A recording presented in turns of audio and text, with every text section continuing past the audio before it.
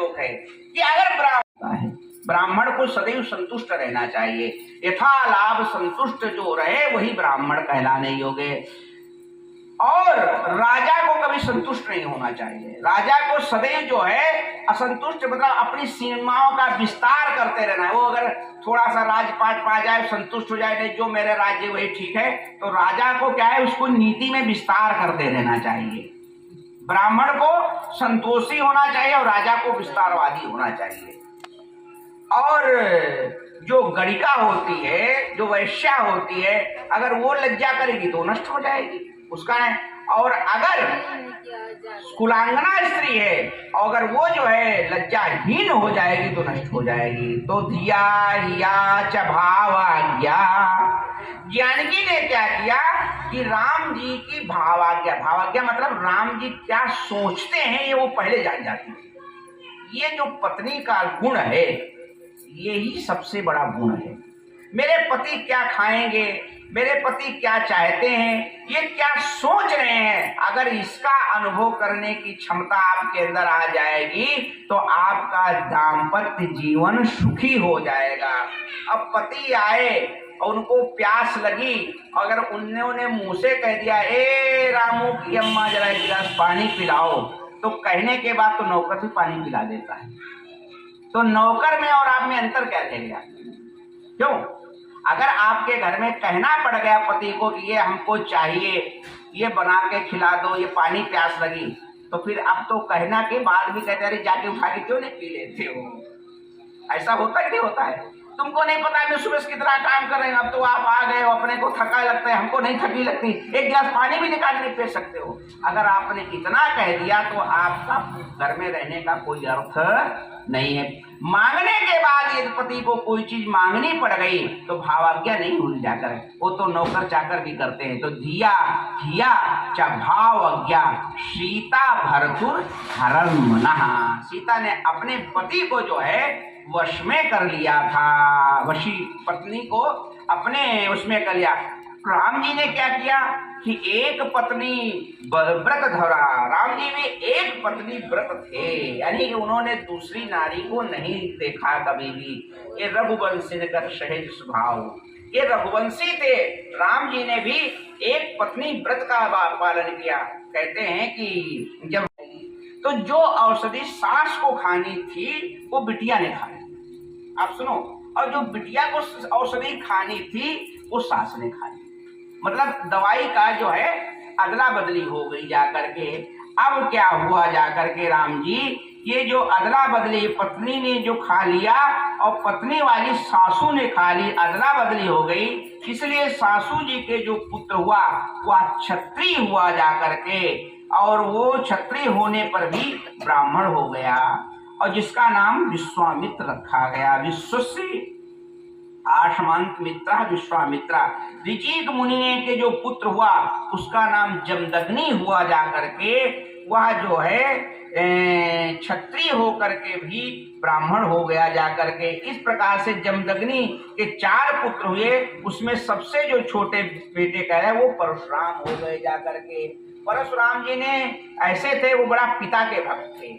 परशुराम जी ने अपने पिता की आज्ञा मान करके अपने छोटे भाई और माता को भी समाप्त कर दिया था। ये बड़े पराक्रमी थे, लेकिन जब पिता की आज्ञा मान के उन्होंने अपनी माँ और भाई को समाप्त किया तो पिता प्रसन्न हो गए। तो उन्होंने कहा तुमको मुझसे वरदान मांगो।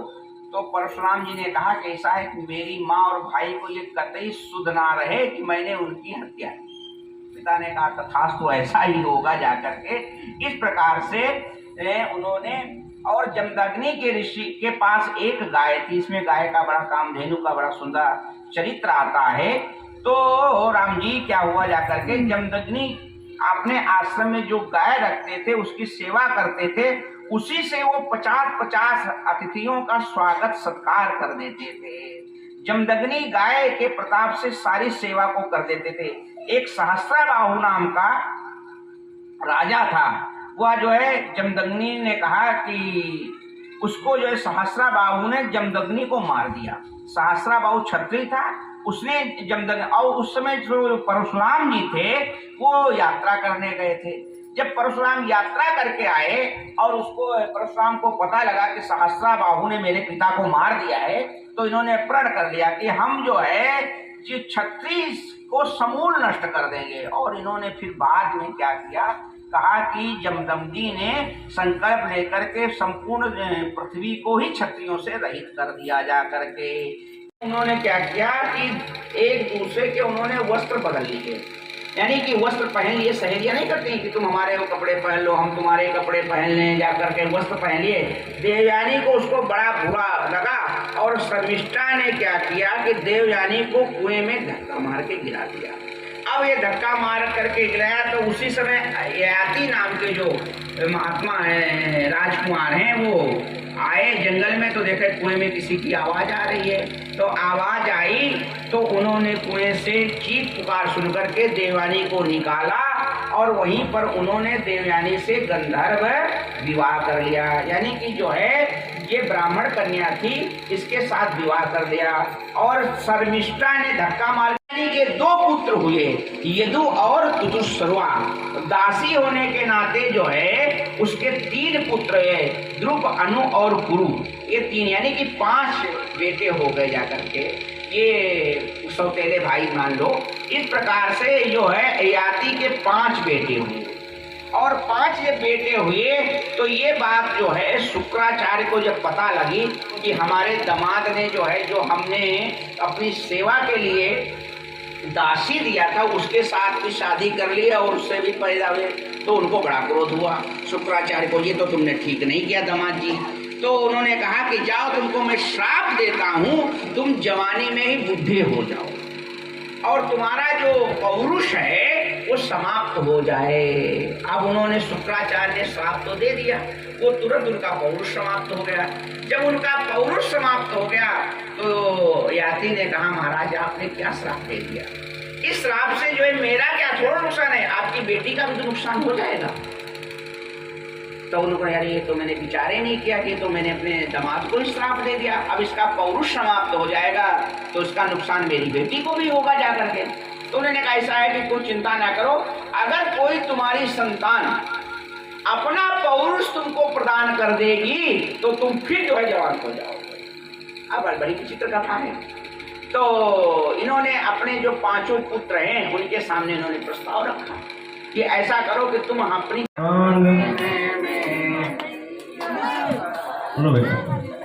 हाथी घोड़ा पाल की जय कन्हैया लाल की, हाथी घोड़ा पाल की जय कन्हैया लाल की, हाथी घोड़ा पाल की जय कन्हैया लाल की, हाथी घोड़ा पाल की जय कन्हैया लाल की। बोलिए कृष्ण कन्हैया लाल की। बधाई हो। एक बार सभी लोग बधाई लीजिए और लीजिए देंगे। बोले नंद के लाला की, नंद के लाला की बधाई हो, नंद के लाला की बधाई हो। बोले कृष्ण कन्हैया लाल की। आप खड़े होकर के आरती का आनंद लीजिए, पंखा बंद कर दीजिए, आरती प्रज्वलित करिए, आरती का आनंद ले, प्रसाद ले, बड़ी जगह। ये अपनो जन्म सफल कर लीजिए, अपनो जन्म सफल कर लीजिए। श्री यशोदा को परम दुलारो, श्री यशोदा को परम दुलारो, बाबा के अखियन को प्रारो, बाबा के अखियन को तारो।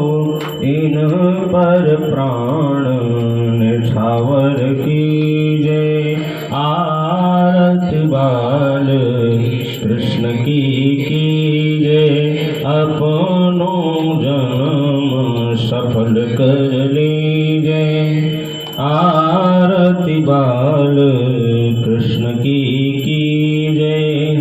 बलदाऊ को छोटो भैया, बलदाऊ को छोटो भैया, कनुआ कहे कर बोली मैया, कनुआ कहे कर बोली बोले मैया परम मुदित मन लेत बलैया परम मुदित मन लेत बलैया यह छवि नयनन में भर लीजे यह छवि नैनन में भर लीजे आरती बाल कृष्ण की जय आरती बाल कृष्ण की जय श्री राधावर सुघर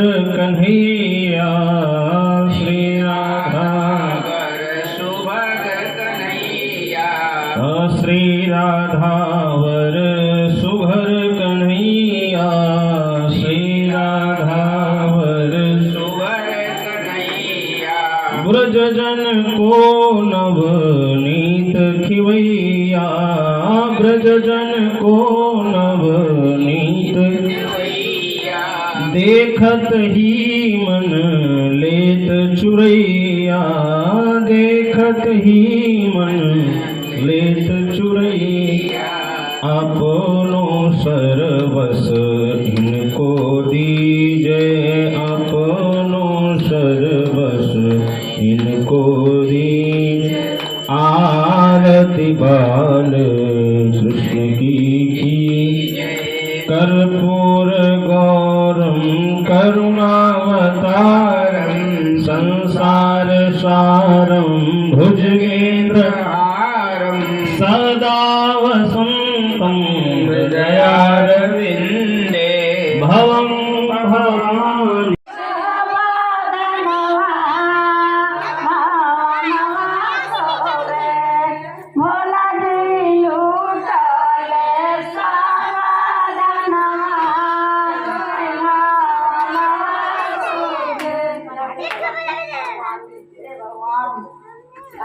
ठीक रहे बजा आगे नहीं जाऊंगी। हेलो हेलो बड़े लोग का आशीर्वाद ही होगा। राम नारायणं जानकी वल्लभं कौन कहते हैं भगवान आते नहीं तुम मीरा के जैसे बुलाते नहीं अच्युतं केशवं कृष्ण दामोदरं राम नारायणं जानकी वल्लभं कौन कहते हैं भगवान सोते नहीं माँ यशोदा की जैसे सुलाते नहीं अच्युतं केशवं कृष्ण दामोदरं राम नारायणं जानकी वल्लभं कौन कहते हैं भगवान खाते नहीं तुम शबरी के जैसे खिलाते नहीं अच्युतं केशवं कृष्ण दामोदरं राम नारायणं जानकी वल्लभं आएगा ये देवकी नंदन। देवकी नंदन तुमको वंदन रखते सबकी लाज सबके स्वामी अंतर्यामी पूर्ण कीजिए काज मन मंदिर में सजे बिहारी मन मोहन तेरी छवि प्यारी मन मंदिर में सजे बिहारी मन मोहन तेरी छवि प्यारी बंसी बजैया रास रचैया तारण हार में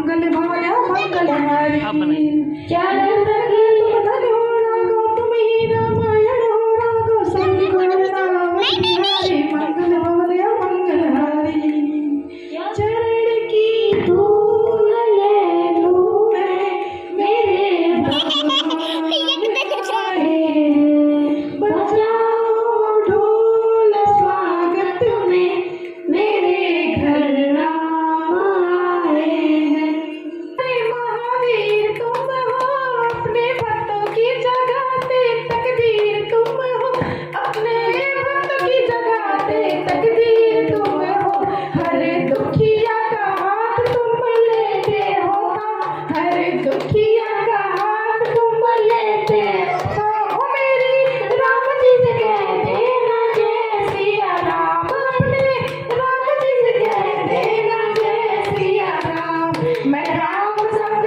जपता तुम्हारा सदा नाम मैं राम संग जपता तुम्हारा सदा नाम अपने राम जी से कहते ना जय सिया राम अपने राम जी से कहते ना जय सिया राम मेरा केसरी के लाल मेरा छोटा सा ये काम ये जो केसरी के लाल मेरा छोटा सा ये काम मेरी राम जी से कहते ना जय सिया राम मेरी राम जी से कहते ना जय सिया राम महाबली महायोद्धा महासंत तुम हो महाबली महायोद्धा महासंत तुम हो लागे सूखे हुए बागों में बसंत तुम हो लागे सूखे हुए बागों में बसंत तुम हो तेरी भक्ति से आत्मा को मिलता आराम तेरी भक्ति से आत्मा को मिलता आराम मेरी राम जी से कहते ना जय सिया हो मेरी राम जी से कहते ना जय सिया राम मैं राम संग जपता तुम्हारा सदा नाम मैं राम संग जपता तुम्हारा सदा नाम कि अपने राम जी से कहते ना जय सिया राम कि अपने राम जी से कहते ना जय सिया राम कि जो केसरी के लाल मेरा छोटा सा ये काम जो